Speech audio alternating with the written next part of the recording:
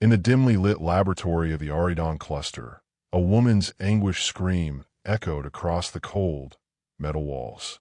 Her hands, pale and delicate, trembled as they reached for the surface in front of her, desperately searching for something solid to hold on to.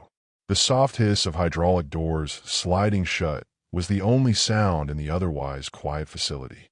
But Zoril, the blind alien woman from the distant planet Vistar, had no need for sight. She had lived her entire life without it, relying on her heightened senses of touch, sound, and smell to navigate the world around her. But the darkness she had known for decades was different now. It was the kind of darkness that came from being cast aside by her own people. Zoril, a voice called from the shadows. Gulme, it's time. Zoril exhaled slowly, steadying herself. She could feel the presence of the human, the one who had given her a glimmer of hope, in the room with her. His name was Ethan, and though their worlds had collided under unusual circumstances, she was beginning to trust him. Little did she know, his presence would change everything, not just for her, but for both their worlds. Story. Zoril was an alien from the planet Vistar, a world that had perfected the art of vision, both literal and metaphysical. On her homeworld, being sightless was seen as a handicap. It wasn't just a physical limitation. It was considered an intellectual and spiritual one. It was an affront to the Vistarians' belief in perfection, and it had led to Zoril's exile. For years, she had struggled with this rejection, her people's cruel words ringing in her ears. Weak, defective, a blemish on the purity of our race. These words had scarred her deeply, and yet, she had never given in to despair. She had traveled to the stars, searching for something, anything, that would help her reclaim her self-worth. Her path had led her to Earth, a planet full of unknowns, but also hope. It was there that she had met Ethan. Ethan was different from the others, a scientist, but more importantly, a humanitarian at heart. His mission was simple, to restore sight to those who were born blind. He had spent years developing a neural interface that could connect the brain to advanced prosthetic eyes, allowing people to see through artificial means. What Ethan didn't know, however, was that Zoril's blindness wasn't just a biological issue. It was something far deeper, tied to her species' very DNA. When Zoril had first come to him, he hadn't been sure what to expect. His lab was a place of cutting-edge technology, and his team of experts had worked tirelessly on advanced biotechnology for years. But when Zoril had arrived, it wasn't just the typical blindness he had dealt with. There was something otherworldly about her, something that made his heart race with excitement and fear all at once.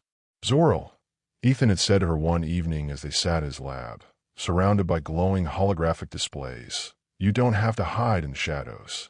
There's a way I can help you." Her voice, soft and melodic despite its sadness, had replied, "I don't know if you can, Ethan. You see, it's not just my eyes that are damaged. It's everything." The complexity of Zoril's condition had been a puzzle Ethan could not resist. He had spent countless nights researching her species, learning everything he could about Vistar and its people. What he discovered shocked him. Zoril's blindness wasn't a defect. It was the result of a powerful cultural belief that had been ingrained into her race for centuries. It was a punishment for being different, for being human. Zoril's lineage traced back to the very first explorers who had ventured beyond Vistar's boundaries. They had encountered humans during their travels and had found the species to be both fascinating and dangerous. But the Vistarians didn't want to engage. They didn't want to mix. And so, they isolated themselves, condemning anyone who dared to question their isolation as blind to the truth.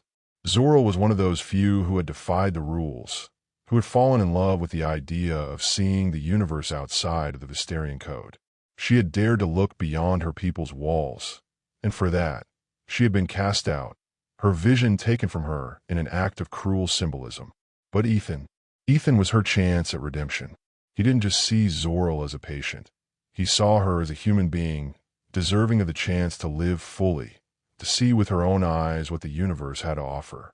He worked tirelessly on the neural interface that would restore her sight, but there was one problem. The technology alone wasn't enough. The neural implants worked on humans, yes, but the Vistarian brain was much more complex. Zoril's brain was designed to function without vision, and any attempt to force an interface in her mind had the potential to cause her immense pain or even death. The only way to bypass this danger was by fusing the Visterian neural code with his own human design, a fusion of two completely different species.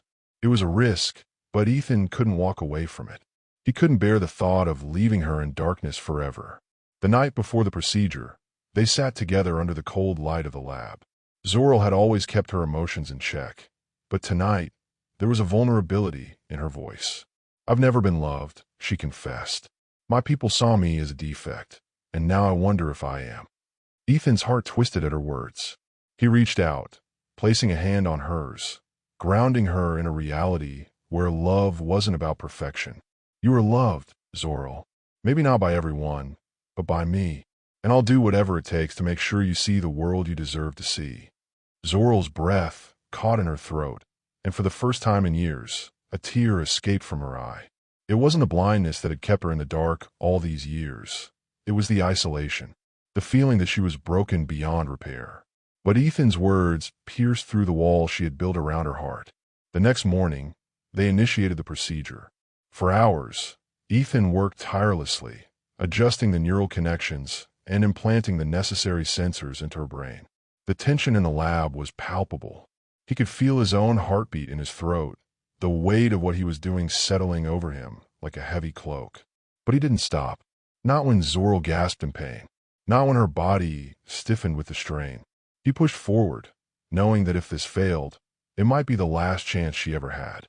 Finally, with a tremor in his hands, Ethan completed the fusion. Zoril's body went still. Then, a moment later, her fingers twitched. Slowly, Zoril opened her eyes. The world around her blurred at first, her brain fighting to process the flood of new information. But as the moments passed, something miraculous happened. She could see. The edges of the room came into focus. The soft glow of the screens. The way Ethan's face lit up with awe and relief. It was all there, in stunning clarity. "Zoril," Ethan whispered, his voice trembling.